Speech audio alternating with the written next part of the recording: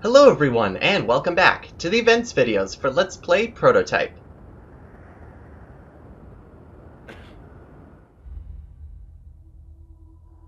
This video actually has quite a bit of variety, not just in the types of events we have, but what the events entail. We have a kill event, we have a war event, a glide event, and a military consume event. And since it's a consume event, we might as well take care of that first, not waste any more time.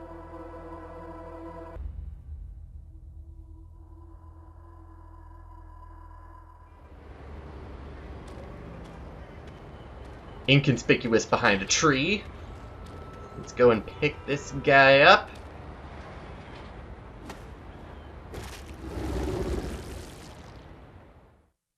And get ready for some web targets. This is the first web targets that we're having in the medium difficulty, and the only difference is the number of targets to consume.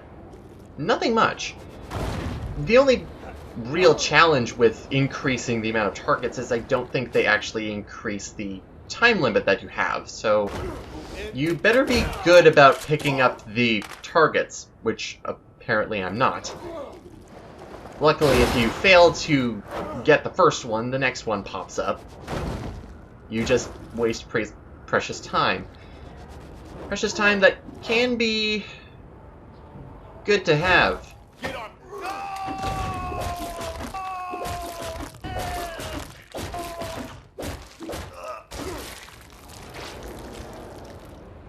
And really, you don't need to see much of that.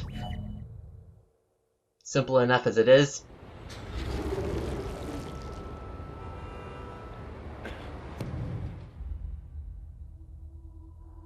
Alright, seeing as there's no more consume events around anywhere, now we can get on to the meat of the events. Let's start with the closest one, the kill event, aerial assault.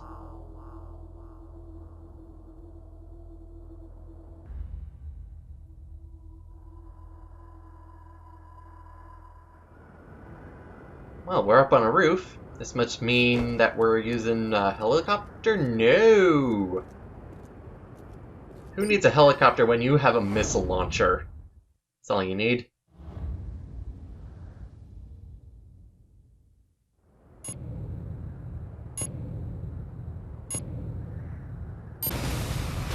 This event is absolutely shameless, and I love it.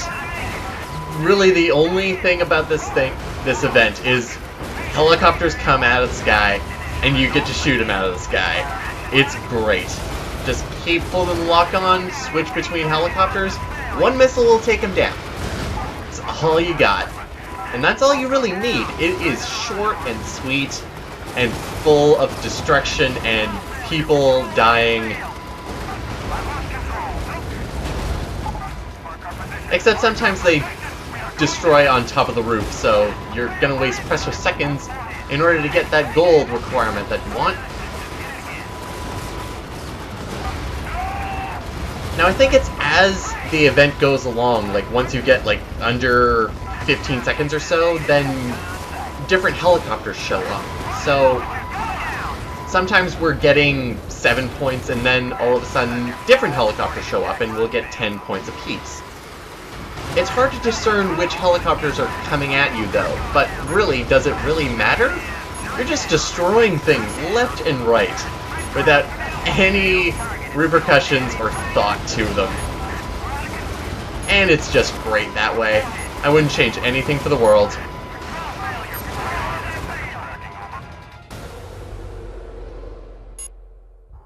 It's also a really easy event to blow the score right out of the sky. 368, pretty good. Also, I haven't really been mentioning that as we go through the events, our EP bonuses that we've been getting have been steadily climbing to the point where they're actually very good in order to go and get them. Another good thing about this event is the operational report you get after it, especially when you do it multiple times. I only did it once, and $1.5 billion has been added to the military expenditure. I think that's a good investment.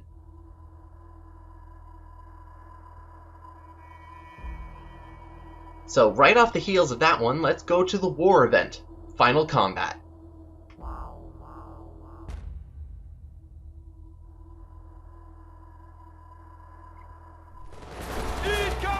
Deep in the infected zone, we see a car as our safety, and everybody is fighting against each other. This one is a lot easier because even though we're fighting as a military ally, we don't actually have to have us fighting in a military disguise, which means that we can do tons of fun things. And one of those things is actually to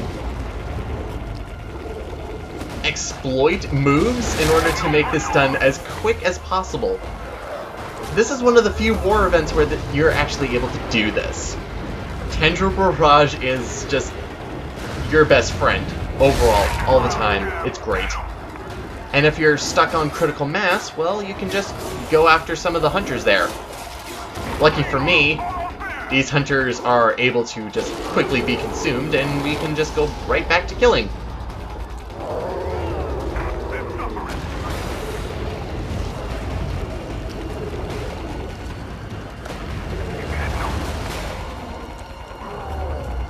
It's also really easy when they spawn right on top of you, so you can just keep spamming the Devastator over and over and over, and they'll get on top of you.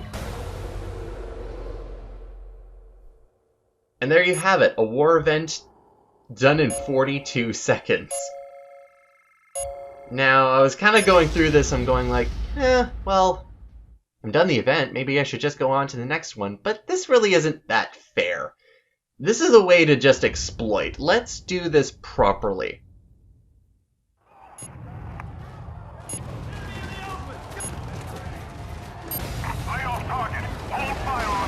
So let's show what happens when we're actually doing this properly. And by properly, I mean actually using a different move set than just using one Devastator over and over and over. The blade is very handy because you're able to just spin around and get everybody around you in close quarters because, well, these infected just go right after you. Another issue with this war event, if you're doing it not exploitatively, is that it's very easy for the military allies to die because you're dealing with such a small area.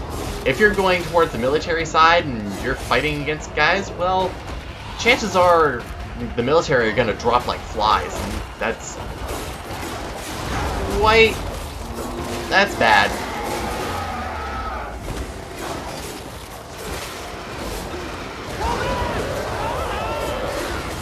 However, I also find that the military are quite helpful in this war event compared to others.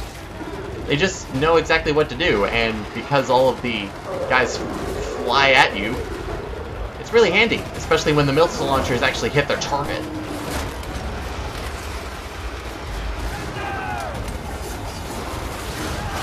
And sometimes Blade is all you need. Hammer Fist really doesn't get much damage out quick enough for me.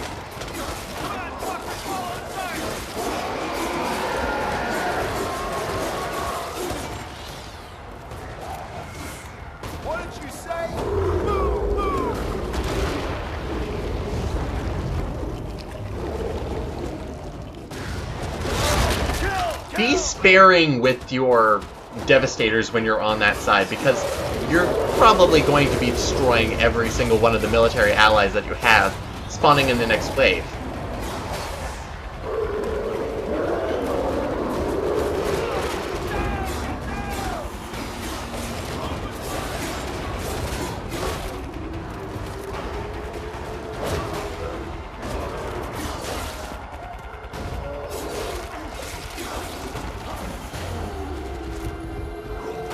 Now you can kind of see here that, well, we're 6-3. A lot of the times I fail this war event simply because the military allies die. We're down to 1. This little guy with the assault rifle over here, and we have 2 hunters left to go as I do a aerial do-si-do with him. And that one guy is standing strong. And lucky for me, I'm able to get it. That one guy will have stories to tell and probably will be horribly scarred because of all of his brothers who died. But we got it. 226, which is not a bad time, actually. But apparently now he has gone back to the ether as his other brothers have shown up with all of their missile launchers to destroy the glow spot.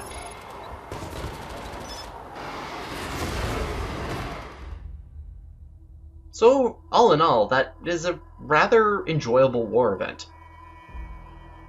But now we get to go on to the next glide event, stone skipping.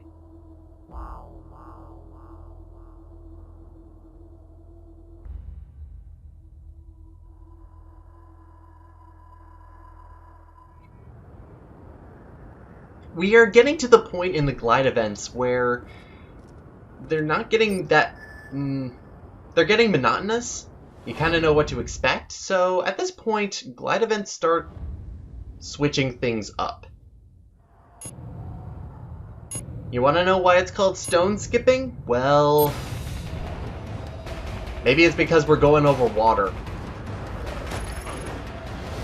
Even if you have maximum jump and glide and air dash boosting, you will not be able to make it to the other side where the gold requirement is.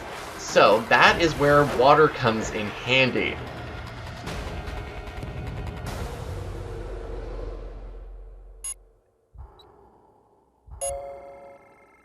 Water is interesting in the fact that it doesn't count as solid ground because you get shot up out of it once you go into it. So you can use it for extra distance if you need to. However, seeing as my personal challenges for glide events are so incredibly tight, it means that you're going to be losing a good amount of your control once you get into these areas of glide events. Because you have to make sure that, well, you regain your control as you're coming out of the water. And the good thing is, once you come out of the water, you actually reset the amount of air dashes you have. So if you use both in your initial takeoff, plus a couple glides, if you go into the water, you get both your air dashes back. So that's actually quite handy. Now, 0.59 may be alright, but that's not what I'm aiming for.